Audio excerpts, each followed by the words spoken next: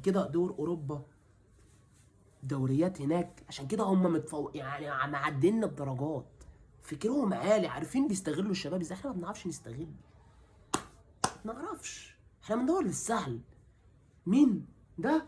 كام؟ 3 مليون، اديله، اعتيله 3، اعتيله 4، اعتيله 5، اعتيله. لا احنا بقى عيل صغير نطلعه ونكبره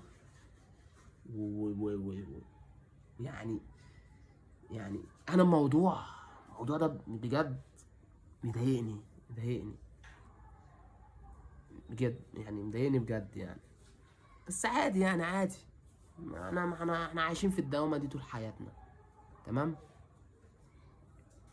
وسام، انا ما اعرفش هما عايزين يعني. انت خلاص جبت محمد شريف، فانت خلاص يعني محمد شريف هياخد مكان وسام، ماشي. محمد شريف بديل كويس، بديل حلو لمهاجم كويس.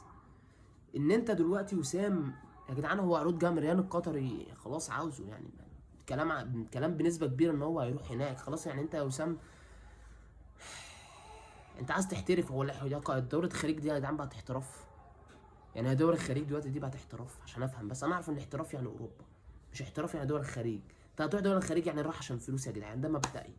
انت رايح الخليج انا رايح عشان فلوس، هتقول لي بقى احتراف وبدور لكوره ومش عارف ايه، مفيش الكلام ده، انسى. ما بقى هنضحك على نفسنا؟ تضحكوا علينا طيب؟ يعني انتوا عايزين تضحكوا علينا؟ انتوا هي المبدأ، الحوار كله فلوس، تمام. انت اعلى انت يعني احنا عايزين نستغل وسام وناخد منه القرشين. طب يا عم خد القرشين، خد الفلوس اللي جايه لك، هتجيلك 10 مليون دولار، خد يا عم 10 مليون. هتعرف تجيب لي احسن منه؟